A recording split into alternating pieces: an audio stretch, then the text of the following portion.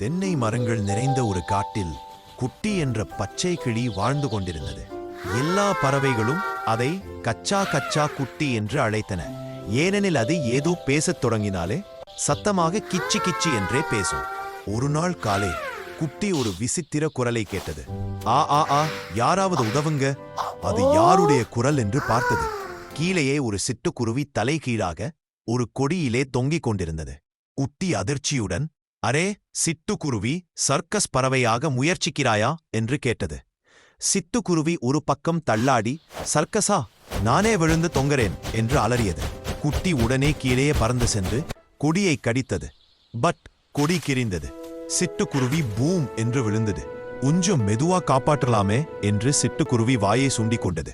அடுத்த நிமிஷமே இருவரும் வானத்தை பார்த்து அதிர்ச்சி அடைந்தனர். மேலே ஒரு பெரிய கருங்காக்கை சுழந்து கொண்டே இருந்தது. அது பெயர் கத்தாரி காகம். கத்தாரி ஏற்பதற்கு காரணம் அது பசியால் எப்போதும் பத்திக் கொண்டே இருக்கும். போலா, இது நமக்கு பின்னாலே இருக்குது என்று குட்டி நடுங்கியது. இருவரும் ஓடியபடியே அடடா காகம் கூப்பாமரத்துக்குள் ஒளிந்தனர். காகம் கோபமாக காக்கா என்று கத்தி கத்தி மேலே பறப்பது கேட்டது. சில நிமிடங்கள் கழித்து கத்தாரி காகம் புறப்பட்டுச் சென்றது. இன்று நீ என்னை 2வது முறையாக காப்பாத்திட்ட. நன்றி குட்டி. பெருமையுடன், நான் தான் ரொம்ப தைரியமான கிளி. ஆனாலும் அது தலையச் சுருட்டி, சரி, நான் உன்னை தூக்கிலிருந்து காப்பாத்தினேன், நீ என்னை கத்தாரியிலிருந்து காப்பாத்தேன், எனவே 1க்கு 1 சமமா போச்சு. இருவரும் சிரித்துக் கொண்டனர்.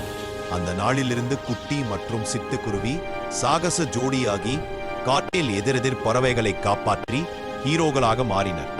காகங்கள் பார்த்தவுடனே அந்த குட்டியையும் சிட்டுக்குருவியையும் தொந்தரவு பண்ணாதீங்க, அவர்கள் ரொம்ப வல்லவர்களாம் என பயந்து ஓடுவதாக கூறுகிறார்கள்.